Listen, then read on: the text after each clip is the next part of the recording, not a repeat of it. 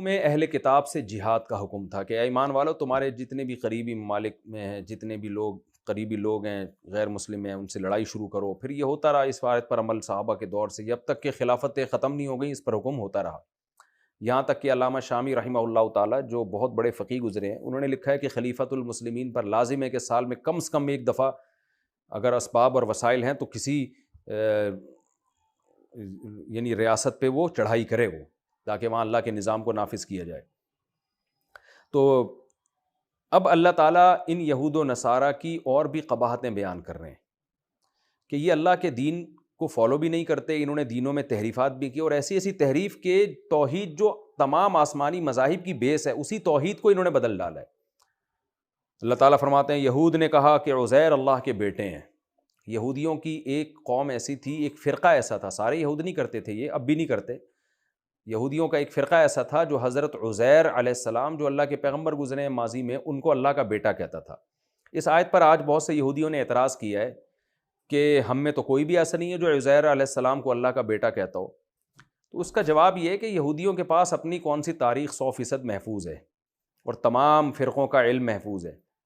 اس آیت کے برحق ہونے کی سب سے بڑی دلیل یہ ہے کہ جب قرآن نے یہ آیتیں نازل کیں تو اس وقت یہودیوں نے بہرحال اعتراض نہیں کیا، تو اس کا مطلب وہ یہودی مانتے تھے اس وقت نبی کے دور میں کہ یقیناً ہمارے اندر ایک قبیلہ ایسا ہے جو ایک فرقہ ایسا ہے جو حضرت عزیر کو اللہ کا بیٹا کہتا ہے۔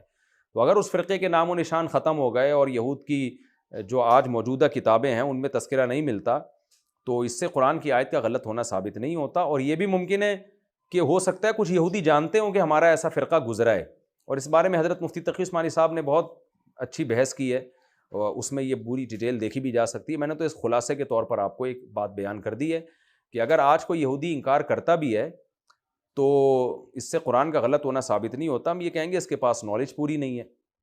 اور یہ بھی ممکن ہے بہت سے یہودی اقرار بھی کرتے ہوں، تو ضروری نہیں کہ جو اعتراض کر رہا ہے اس نے سارے یہودیوں سے ملاقات بھی کر لی ہو۔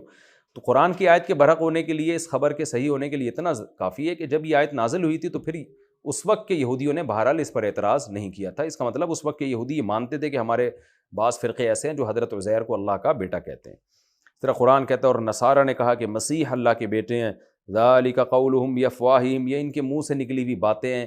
یہ جملہ جب کہا جاتا ہے جب کسی کے پاس کسی بات کی کوئی دلیل نہیں ہوتی، ہم کہتے ہیں اپنے منہ سے بس ایک باتیں نکال رہا ہے، کہتے ہیں نا باتیں پھینکتا جاتا ہے یہ تو یہ بھی قرآن چونکہ عربی کے محاوروں میں نازل ہوا ہے تو قرآن نے کہا ان کے منہ سے نکلی ہوئی باتیں ہیں۔ یضاہئون قول الذین کفروا من قبل، تو جو پہلے سے کافر ہیں نا، مشرکین چلے آ رہے ہیں، یہ انہی کی مشابہت کرتے ہیں۔ مشرکین نے فرشتوں کو اللہ کی بیٹیاں کہہ دیا، تو یہ اللہ کے لیے اولاد کا عقیدہ یہ اہل کتاب کا نہیں مشرکوں کا ہے، تو اہل کتاب نے مشرکوں سے لے لیا، اس میں ان کی مشابہت کی انہوں نے۔ قاتلہم اللہ، اللہ ان کو تباہ کر دے۔ انا یؤفکون، یہ سیدھا راستہ چھوڑ کر کہاں چلائے جا رہے ہیں۔ اتخذوا احبارہم ورہبانہم اربابا من دون اللہ، یہود و نصارہ کی ایک اور برائی بیان کی جا رہی ہے، کیونکہ حکم دیا جا رہا ہے نا ان یہود و نصارہ سے قتال کرو، تو یہود و نصارہ کہہ سکتے تھے بھائی ہمارے اندر کیا خرابی ہے جو ہم سے لڑائی کا حکم دیا جا رہا ہے۔ تو اللہ ان کی قباحتیں بیان کر رہے ہیں کہ ایک جرم تو یہ ہے کہ شرک کرتے ہیں، دوسرا جرم انہوں نے اپنے علماء اور عیسائیوں نے اپنے علماء کو اللہ کو چھوڑ کے خدا بنا لیا ہے، معبود بنا لیا، اور مسیح ابن مریم کو بھی۔ حضرت مسیح کو کیسے معبود بنائے تو سب کو پتہ ہے کہ عیسائی عقیدہ تثلیث کے قائل ہیں، اس کی تفصیل تو بہت دفعہ گزر چکی ہے۔ دعاؤں میں حضرت مسیح کو پکارتے ہیں، آپ چرچ میں جائیں عیسائی پکار رہے ہوتے ہیں کہ اللہ کا بیٹا ہے، ہم یہ کام کر دیں، یہ کر، خود اللہ کا بیٹا کہنا ہی ان کو معبود بنانا ہے۔ باقی جو انہوں نے اپنے علماء کو خدا بنایا تھا تو اس کی تفصیل میں پہلے سورہ آل عمران میں یا کسی اور صورت میں، جہاں یہ سورہ آل عمران میں ہی ہے وہاں میں، یا سورہ مائدہ میں ہے شاید، وہاں میں بیان کر چکا ہوں کہ حدیث میں آتا ہے رسول اللہ صلی اللہ علیہ وسلم سے صحابہ نے پوچھا کہ یا رسول اللہ یہود و نصارہ تو اپنے علماء کو خدا نہیں سمجھتے، معبود نہیں سمجھتے، تو قرآن نے کیسے کہہ دیا؟ تو آپ نے فرمایا کہ یہود و نصارہ کے علماء جس چیز کو حلال کر دیں کیا ان کی عوام اس کو حلال نہیں سمجھتی؟ صحابہ نے کہا بالکل، تو فرمایا یہی تو خدا بنانا ہے، حلال و حرام کا اختیار تو صرف اللہ کے پاس ہے۔ تو ہمارے ہاں بعض حضرات یہ کرتے ہیں کہ یہ آیت مجتہدین پر فٹ کر دیتے ہیں کہ جو مقلدین ہیں وہ بھی تو جس چیز کو امام ابو حنیفہ نے حلال کہہ دیا اس کو حلال سمجھتے ہیں، جس کو حرام کہہ دیا اس کو حرام سمجھتے ہیں، جس کو امام شافعی نے حلال کہہ دیا اس کو حلال سمجھتے ہیں، تو انہوں نے بھی معبود بنایا ہوا ہے۔ تو خوب سمجھ لیں یہ آیت کی غلط تفسیر ہے۔ علماء کی اتباع کا حکم تو قرآن و سنت نے دیا ہے. فاسألوا اہل الذکر ان کنتم لا تعلمون انما شفاء العی السؤال. حدیث میں آتا ہے کہ محتاجی کی شفا سوال میں ہے, کہ پڑھے لکھوں سے پوچھو اور اس کو فالو کرو. تو یہ جو یہود و نصارہ کرتے تھے, انہوں نے اپنے علماء کو یہ رائٹ دیا ہوا تھا کہ آپ کو یہودیت کے قانون میں یا عیسائیت کے قانون میں چینجنگ کی اجازت ہے, کہ زمانے کے لحاظ سے آپ چینج بھی کر سکتے ہیں. اور یہ آج تک عقیدہ ہے. حضرت مفتی تقی عثمانی صاحب نے جو بائبل سے قرآن تک کتاب ہے اس میں اس کی ڈیٹیل لکھی ہے, کہ اور اپنی تفسیر میں بھی اس کا حوالوں کے ساتھ تذکرہ کیا ہے کہ آج بھی یہود و نصارہ کے ہاں یہ مذہب کا حصہ ہے کہ جو ان کا پادری ہے یا ان کا جو بھی عالم ہے, جو ان کا پوپ ہوتا ہے, اس کو یہ رائٹ ہے کہ وہ اپنی ثوابدید پر عیسائیت کے لاء کو چینج کر سکتا ہے. جبکہ ہمارا ائمہ مجتہدین کے بارے میں قطعاً یہ عقیدہ نہیں ہے کہ امام حنیفہ کو یہ رائٹ تھا کہ ایک چیز حلال ہے وہ اس کو حرام کر دیں, حرام ہے تو اس کو حلال کر دیں. ہرگز نہیں ہے. اگر ہمارا یہ عقیدہ ہو تو ہم اسلام سے خارج ہو جائیں گے, اور ہم اگر یہ سمجھتے ہوں کہ امام حنیفہ کو پتہ تھا یہ حلال ہے پھر بھی انہوں نے اس کو حرام کر دیا تو وہ بھی کافر ہو جائیں گے, وہ بھی اسلام سے خارج ہو جائیں گے. تو جو ائمہ مجتہدین کو فالو کرنے والے لوگ ہیں ان کی یہ قطعاً رائے نہیں ہے کہ ان ائمہ کو یہ اختیارات تھے. ان کا صرف یہ نظریہ ہے کہ ان کا علم ہمارے علم سے زیادہ ہے, تو اگر ہمیں ایک چیز حلال لگ رہی ہے دلائل کی بیس پہ تو ہمارے دلائل کے تانے بانے ملانے میں غلطی کا امکان زیادہ ہے. اور ان کا علم چونکہ کامل تھا, یہ صحابہ تابعین تبع تابعین کے شاگرد تھے, تو ان کو دلائل سمجھنے میں غلطی کا امکان کم ہے, لہذا ہم اپنی رائے پر ان کی رائے کو فالو کریں گے. تو یہ تو عین مطلوب ہے, یہ تو شریعت کا حکم ہے کہ جو کم پڑھا لکھا ہے وہ زیادہ پڑھے لکھے کو فالو کرے. تو باقی یہ کہ کسی امام کی رائے کے بارے میں 100% ثابت ہو جائے کہ وہ حدیث کے یا نبی کے حکم کے خلاف ہے, تو پھر اس میں امام کو فالو اگر کوئی کرے گا تو پھر وہ اس آیت کا بہرحال مصداق ہوگا. لیکن یہ ثابت ہونا عوام کے لیے آسان نہیں ہوتا. آپ کو اپنے کم علمی کی بیس پر بعض دفعہ یہ لگ رہا ہوتا ہے کہ اس میں امام شافعی حدیث کے اگینسٹ گئے ہیں, حالانکہ امام شافعی حدیث کے اگینسٹ نہیں گئے ہوتے. آپ کو اپنی جہالت کی بیس پہ لگ رہا ہوتا ہے.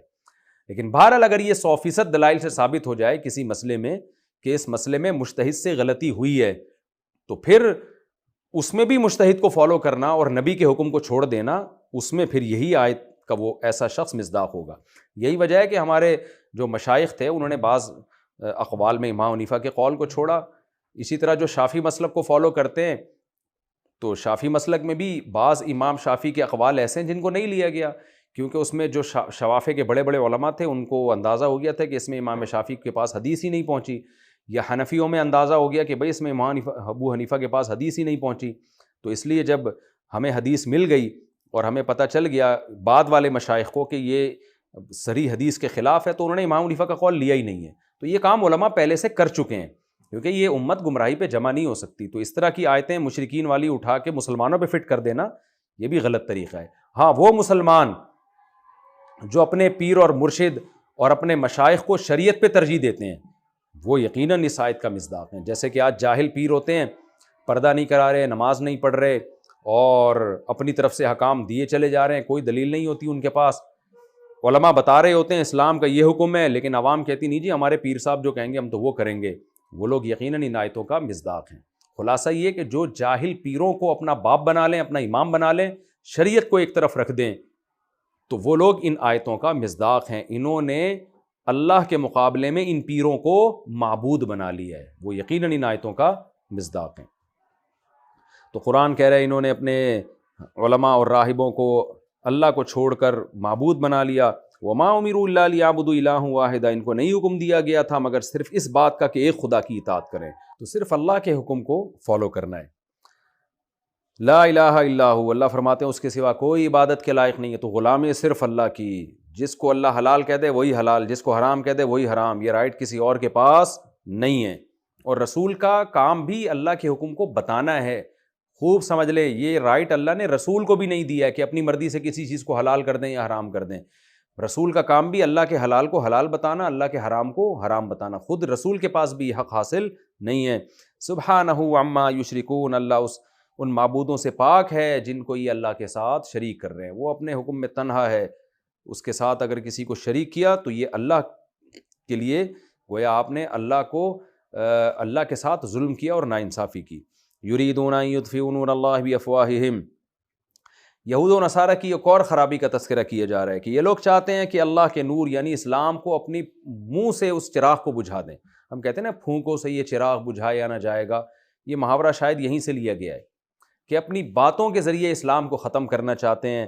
وَيَأْبَى اللَّهُ إِلَّا أَن يُتِمَّ نُورَهُ، لیکن اللہ انکار کرتا ہے مگر اس بات کا کہ وہ اپنے نور کو مکمل کرے گا. یہ بھی ایک محاورے کے طور پر یہ جملہ استعمال ہوتا ہے کہ میں ہر چیز کا منکر ہوں سوائے اس کا. تو مطلب یہ نہیں ہوتا ہر چیز کا منکر، مطلب یہ ہوتا ہے کہ یہ کام تو میں کر کے چھوڑوں گا. تو وَيَأْبَى اللَّهُ إِلَّا أَن يُتِمَّ نُورَهُ، لیکن اللہ نے بھی ٹھان رکھی ہے کہ اللہ اپنے نور کو مکمل کر کے چھوڑے گا، اسلام کو غالب کر کے چھوڑے گا. اور کس طرح غالب کرے گا؟ اسی طرح جہاد کے ذریعے اور دلائل بیان کر کے، حجت تمام کر کے. وَلَوْ كَرِهَ الْكَافِرُونَ، اگرچہ کافروں کو یہ عمل ناپسند ہو. هُوَ الَّذِي أَرْسَلَ رَسُولَهُ، بھئی اللہ اسلام کو غالب کر کے کیوں چھوڑے گا؟ اس کی وجہ اللہ بیان کر رہا ہے کہ اللہ نے اپنے رسول یعنی محمد صلی اللہ علیہ وسلم کو جو بھیجا ہے نا، ہدایت کے ساتھ، سیدھا راستہ دے کے اور برحق دین کے ساتھ، یہ اسی سیدھے راستے کی تفسیر ہے کہ برحق دین کے ساتھ جو بھیجا ہے وہ اس لیے نہیں بھیجا کہ نبی جائیں اور بتا کے بس واپس آ جائیں. نا نا نا نا نا، پہلے پیغمبر آتے رہے ہیں اس سلسلے میں، وہ اللہ کا پیغام دیتے رہے ہیں، کوئی مانے نہ مانے. یہ جو پیغمبر چونکہ آخری نبی ہیں، ان کو اللہ نے اس لیے بھیجا ہے ہدایت اور دین حق کے ساتھ، لِيُظْهِرَهُ عَلَى الدِّينِ كُلِّهِ، تاکہ وہ اس دین کو تمام دینوں پہ غالب کر دیں. تو نبی کی جو ذمہ داریاں ہیں ان میں اسلام صرف پہنچانا نہیں ہے بلکہ اس کو غلبہ دلانا ہے. پاورفل اسلام، الاسلام یعلو ولا یعلی علیہ، تمام دینوں پہ جو غالب آئے گا وہ اسلام آئے گا.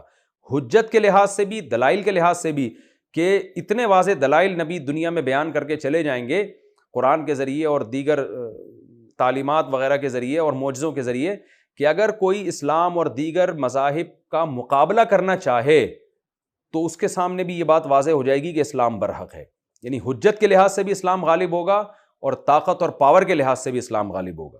طاقت اور پاور کے لحاظ سے کب غالب ہوگا؟ ایک تو خلافتوں میں غالب ہو گیا. اسلام کی جو دنیا کی جو اکثر آباد دنیا تھی، زمین پہ جو اکثر آباد دنیا تھی، وہاں الحمدللہ اسلامی خلافتیں قائم ہو چکی ہیں. اب دوبارہ زوال کی طرف جا رہا ہے، تو حدیث میں آتا ہے حضرت عیسیٰ علیہ السلام کے دور میں مکمل غلبہ ہو جائے گا. تو جب اللہ نے دین کو دنیا میں غالب ہی کرنا ہے تو یہ کیسے ہو سکتا ہے کہ یہود و نصارہ کی سازشیں 100% کامیاب ہو جائیں اور ان کی پھونکوں سے یہ چراغ بجھ جائے؟ یہ ممکن نہیں ہے، کیونکہ یہ تو نبی کو بھیجنے کا جو مقصد تھا وہی پورا نہیں ہوگا. تو یہ مقصد پورا ہو کے رہے گا. اسی طرح خلفائے راشدین کے دور میں پھر جب اسلامی خلافتیں قائم ہوئیں اور پھر دوبارہ زوال آیا تو اللہ حضرت عیسیٰ کے ذریعے اس کمی کو پوری کرے گا، اور امام مہدی اور حضرت عیسیٰ کے ذریعے دوبارہ اس دین کو پوری دنیا میں اس پہلے سے بھی زیادہ غالب کر دے گا. وَلَوْ كَرِهَ الْمُشْرِكُونَ، اگرچہ مشرکوں کو یہ عمل ناپسند ہو. تو رسول کی بعثت کا مقصد ہی غلبہ تھا، تو وہ تو جہاد تو ہوگا پھر، اور لڑائی بھی ہوگی، اور جو اور دلائل کی دنیا میں بھی اسلام غالب آئے گا. تو اس لیے علماء کہتے ہیں کہ اسلام غالب آئے گا دو طرح سے، طاقت کی دنیا میں بھی اور دلیل کی دنیا میں بھی. آج مسلمان اگرچہ کمزور ہیں، طاقت کی دنیا میں مغلوب ہو گئے ہیں، لیکن دلائل کی دنیا میں اب بھی الحمدللہ اسلام کا پلڑا بھاری ہے. دنیا میں جہاں بھی اسلامک اسکالرز کے مناظرے ہوتے ہیں، بحثیں ہوتی ہیں، وہاں اسلام ہی الحمدللہ دنیا میں غالب آتا ہے. آپ ملحدین کے، ایتھیسٹ کے مناظرے دیکھ لیں، بحثیں دیکھ لیں، ان میں مسلمان ہی غالب آتے ہیں. اور عیسائیوں سے مناظرے، یہودیوں سے مناظرے، سب میں الحمدللہ اہل اسلام غالب آتے ہیں. آگے اللہ بتا رہے ہیں یہ جو یہود و نصارہ ہیں ان کی خرابیاں چل رہی ہیں. اب ان کے جو مشائخ ہیں ان کی برائیاں بیان ہو رہی ہیں کہ یہ کتنا غلط گائیڈ کرتے ہیں. یا ایھا الذین آمنوا ان کثیرا من الاحبار والرہبان لیاکلون اموال الناس بالباطل، ایمان والو، بہت سے یہود علماء اور عیسائی علماء وہ لوگوں کا مال ناحق طریقے سے کھاتے ہیں. سارے نہیں کھاتے، ان میں بہت سے اچھے بھی تھے لیکن بہت سے کھاتے بھی ہیں. تو اس کا تذکرہ اللہ کر رہے ہیں. وہ ناحق طریقے سے کیسے کھاتے ہیں اس کا بھی کئی بار تذکرہ ہو چکا ہے کہ تورات اور انجیل کے حکام کو توڑ موڑ کے بیان کرتے ہیں تاکہ ہدیے نذرانے ملتے رہیں. وَيَصُدُّونَ عَن سَبِيلِ اللَّهِ، اور پھر اللہ کے راستے سے روکتے ہیں. پیسے کھا کے لوگوں کو سیدھے راستے سے روک رہے ہیں. اللہ کا راستہ یعنی تورات اور انجیل کے جو حقیقی قوانین ہیں وہ نہیں بتا رہے، اور پھر اسلام سے بھی روکتے ہیں. تو یہ جو پیسہ ہے یہ اتنی بری چیز ہے ناحق طریقے سے حاصل کرنا. آگے اس کی شناعت بیان ہو رہی ہے کہ پیسہ جمع کر کے رکھنا یہ پسندیدہ کام نہیں ہے. تو یہود و نصارہ تو کیا کر رہے ہیں؟ حرام طریقے سے پیسہ جمع کر رہے ہیں، جبکہ آگے اللہ بیان کر رہے ہیں جو حلال طریقے سے بھی جمع کرے گا اور ان پیسوں سے اللہ کا حق نہیں نکالے گا، زکوٰۃ نہیں نکالے گا، صدقات واجبہ ادا نہیں کرے گا، تو ان کے لیے دردناک عذاب ہے. تو سوچو جو حرام طریقے سے پیسہ کمائے گا اس کے لیے کیسا عذاب ہوگا. اس لیے اللہ نے آگے ذکر کیا ان لوگوں کا جو پیسہ جمع کرتے ہیں حلال طریقے سے اور پیسے کا حق ادا نہیں کرتے، یہ جو زکوٰۃ اور جو بھی واجب مالی صدقات ہیں جن کی تفصیل میں انشاءاللہ بتاؤں گا مختصراً، تو جو حلال کما کے اس میں سے زکوٰۃ نہ نکالے اس کا یہ انجام ہونے والا ہے۔ تو جس کے دل میں پیسے کی ایسی محبت ہو کہ حلال و حرام کی پرواہ کیے بغیر جمع کرنا شروع کر دے، اس کا کیا انجام ہوگا؟